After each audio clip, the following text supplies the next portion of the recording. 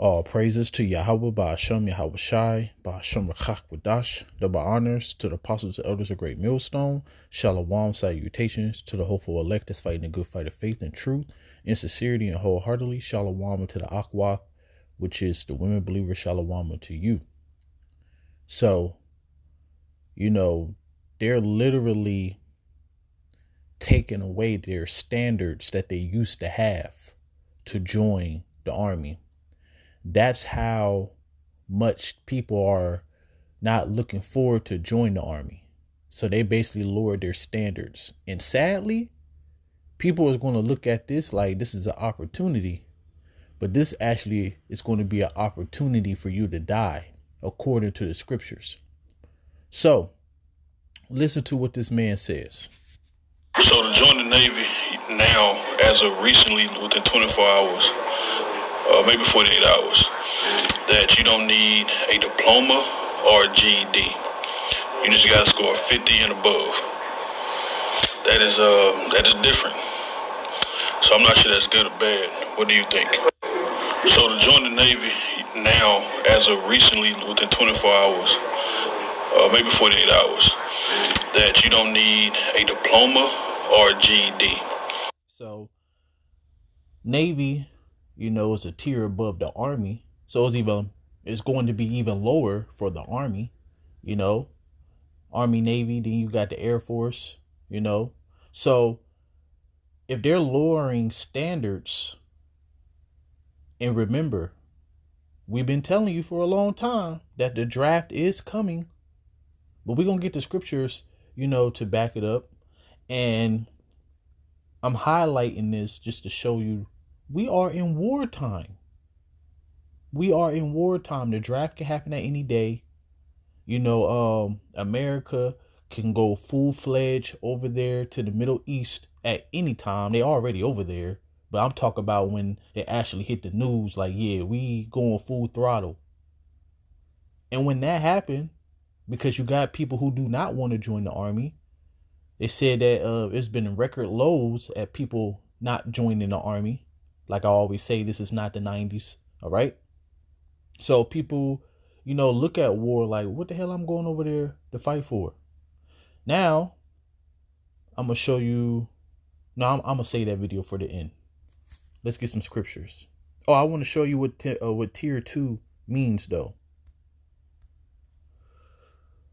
So it says, what do tier 2 mean in education? Tier 2 provides selective support for individuals or groups of students with some additional low-level learning, social, emotional, and development needs. So people who are not wrapped too tight, people are not very bright. Just really anybody. They about to just anybody off the street. Hey, you want to join the army? Hey, let's go. And then you're going to have people still, because, darkness have covered the people. People don't know what the hell's going on. But you're going to see people be like, shit, I was never able to join the army because, I didn't qualify. Now I do. And they ain't looking at it like, oh shit, we might go to war. They looking at it for what most people think that they use the army for. An education, to travel the world, to get a job and things like that. Nah, you ain't joining the army for those benefits no more. We in wartime. As it said in Ecclesiastes 3. It's a time of peace and a time of war. Which one are we in? All right. So I just wanted to show you that real quick. In this video, you just got to score 50. So I come back to that.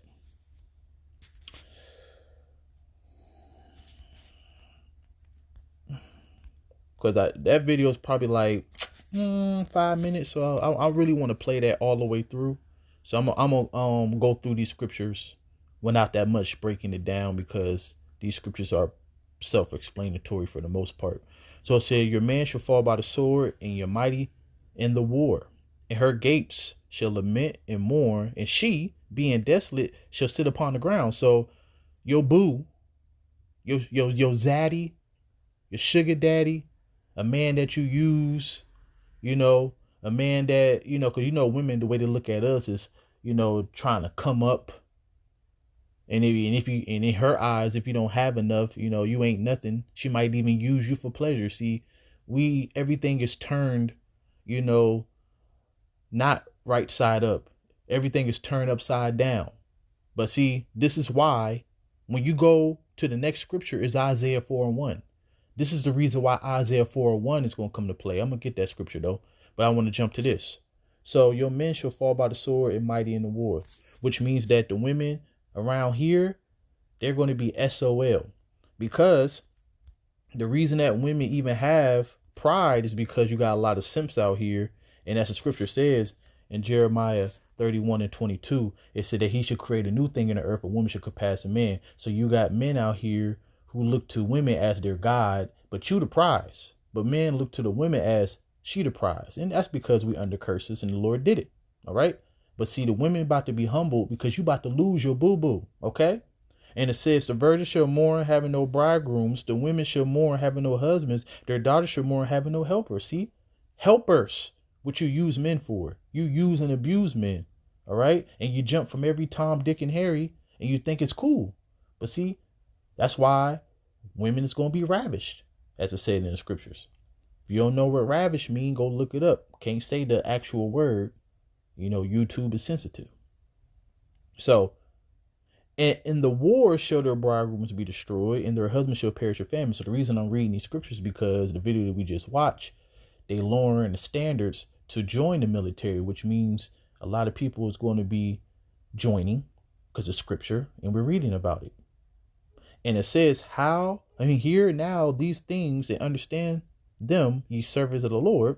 Behold, the word of the Lord, receive it, believe not the gods of whom the Lord spake. Behold, the plagues draw nigh and are not slack. Because you got to understand too, scriptures also said that in every city, I'm gonna have to get it because I can't paraphrase it right now. So it says, as when a woman with child in the 9th month bringeth forth her son, with 2 or 3 hours of her great birth pains could pass her womb, which pains, when the child cometh forth, they slack not a moment. Even so shall not the plagues be slack to come upon the earth, and the world shall mourn, and sorrow shall come upon it on every side. So as your boo-boo getting sent over there to the Middle East to die, it's going to be all hell breaking loose in America. This is why the Lord said he's going to have to shorten the days. There'd be no flesh saved. The Lord is going to turn up the world, literally. So while it's going, full-fledged in World War III, it's going to be full-fledged civil war over here. Also famine. All right. Famine of the word and famine of the bread. But famine of the word is going to come before that. So when all hell break loose, you ain't gonna know which way to turn, and you misuse the prophets. You thought that we were just talking, all right? But this is the scripture that I was trying to quote. Because while World War III gonna be going on, this gonna be going on this soil. For there should be in every place. So that means civil wars everywhere. Also World War III in the Middle East, and then also in America, civil wars. And it says, for there should be in every place and in the next cities a great insurrection upon those that fear the Lord. They should be like madmen, sparing none. This is Jacob's trouble. Okay. But still spoiling and destroying those that fear the Lord. See, the Lord is giving you a viewpoint from the Israelites' perspective. But that don't mean that nobody else is going to be in trouble. Jacob's trouble is the world's trouble. A lot of casualties going to happen. Because the Lord, he the one that controlled the sword anyways, which is the wicked, Esau, Edom. Edom gonna be killing his own people. Remember, he wants to depop, all right, to bring this, inhabitants of the earth to a specific number that he can rule over. So it says, for they shall waste and take away their goods and cast them out of their houses. So while World War III and your boo-boo over on the other side of the world, what is you gonna do, women? All right. So this is why a man is gonna be more precious. What is that? Isaiah 13:12, I think, or 11. Is it 12? Yeah. I will make a man more precious than fine gold, even a man than the golden wedge of Ophir. So this is talking about a man of the Lord. All right. Let's continue, because I want to get to that other video. It said, and a man should be as a hiding place from the wind. But remember, you women out there who are not humble, because remember Isaiah 4:1, which is the next scripture I'm going to get. Those are for the humble women. You women out here ain't humble enough. The Lord already got judgment for you. So when you lose your boo-boo over there, all right, your sugar daddy, your zaddy, all of that, guess what? You're going to be out here looking through. And you're going to be ravished. And you're going to be trotted down like the mire in the street, as it say in Micah 7:10. So, and a man, just talk about a man of the Lord, and a man should be as a hiding place from the wind, all right, which is going to be destruction everywhere, and a comfort for the tempest, destruction everywhere. Remember, insurrection, all right, in every city. And it said, as a rivers of water in a dry place, and a shadow of a great rock in a weary land. So that man is going to be a great rock, which represents, stability, all right? Because that man of the Lord is going to be believing in that great rock, which is Yahushua. All right. So,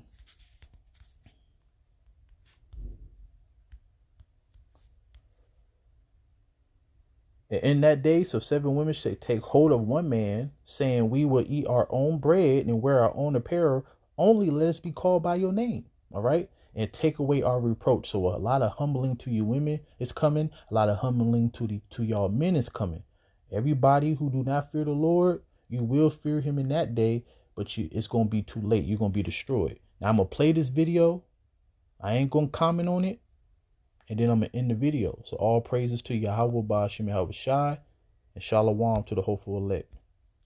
Lately the Middle East has been chaotic as hell. Like, there's been attacks everywhere from Iraqi-backed militia, Iranian-backed militia, Hezbollah militants, the Houthis in Yemen, and now we got the United States and the UK that have been striking back. Now the United States did strike back today. That's what this video is. They hit in Iraq, they hit in Syria, and this was in retaliation from strikes that was happening on our bases in Syria and Iraq. Anyways, listen to this. This sounds wild.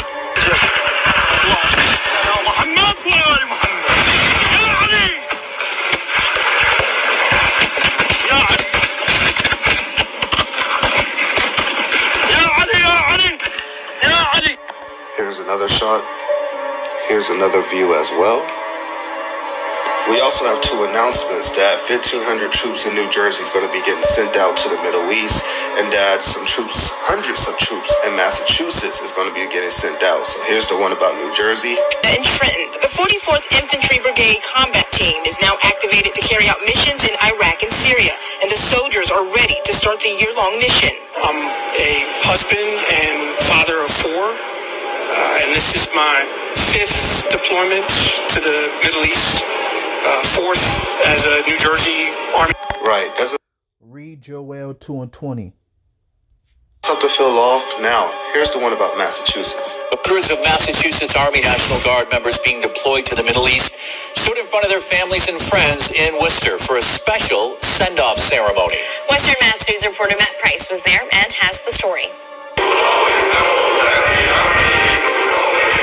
An emotional morning for hundreds as men and women from the 1st Battalion, 181st Infantry Regiment of the Massachusetts Army National Guard were formally sent off for deployment to the Middle East. Western Mass News attended Tuesday's ceremony at the DCU Center in Worcester and spoke with some soldiers before they start their mission. I feel very ready. We're ready to go. Hoping that nothing goes wrong. That I can bring back my men. Guess what? Scripture says you're going to die over there. Nobody's coming back from the Middle East. In peace and to their families. All of the Guard members are joining the Combined Joint Task Force, Operation Inherent Resolve. Lieutenant Governor Kim Driscoll. We know the United States likes to slowly escalate their way into things, and we know the big target is Iran. Full-blown war in the Middle East is starting. Now we got to talk about Yemen and the U.S. and UK, so let's get to that. This man got more of the spirit than you Hebrew Israelites out there. He don't know the scriptures, but as the scripture says in Joel 2:28, he gonna pour out his spirit upon all flesh. This man be going in when it comes to the war. The recent successful Yemeni army operation targeting the American military ship Ocean Jazz in the Gulf of Aden, the US and UK conducted a new series of airstrikes targeting 8 positions in the capital Sana'a. Despite the Yemeni attack on the US ship, the US military denies it, asserting continuous communication with the Ocean Jazz throughout its journey. نفذت القوات البحرية The naval forces of the Yemeni army carried out a military operation targeting an American military cargo ship, Ocean Jazz, in the Gulf of Aden using appropriate naval missiles. The Yemeni armed forces affirm that retaliation against American and British attacks is inevitable and any new aggression will not go unpunished. The military experts believe that the fresh airstrikes against Yemen contradict US claims that the Yemeni attack is false. Now, after the strikes that the United States did today, there is a big calling that the Islamic resistance will start their second phase against the United States and Israel. This means that the Hezbollah, the Houthis, Iran, and more of the terrorist groups that's rocking with these guys will cause havoc on U.S. bases, on U.S. troops, on Israel. Basically, this is about to escalate bad. The United States has been quiet on Iran, but they did accuse Iran of arming up and directing these attacks, so that is getting us closer to doing something about Iran as well. There's the one also about our troops getting deployed out to the Middle East. We have the doomsday clock that's 90 seconds to midnight, meaning that we're still at the highest tensions that we have ever been in history. We have never been this close to any kind of apocalyptic event, and this is the lowest number that we've ever had. So the message is, we're in a dangerous world. Revelation 16:12 through 16, it goes into the valley of Jehoshaphat and also Euphrates being dried up that the troops may come. We have North Korea that launched about 7 cruise missiles in this area of the Yellow Sea, which put South Korea on high alert. They also blew up the reunification arc, which means they're pretty much set on going to war with South Korea. There's no more unified North Korea and South Korea. There's just war. This is coming as North Korea is saying that Russia's teaming up with them to unify against the United States. Seems like everybody wants to go to war with us, huh? Here's the one about the cruise missiles being fired into the sea. I will make you small among the heathen. You are greatly despised. Obadiah 1 and 2. And this is my last statement. Seek ye the Lord while he may be found. We also have Russia developing a nuclear explosion simulator, and this is to train their nuclear ground forces for combat operations involving atomic weapons. Yeah, wild times. Anyways, I got a live coming next. So as you know, late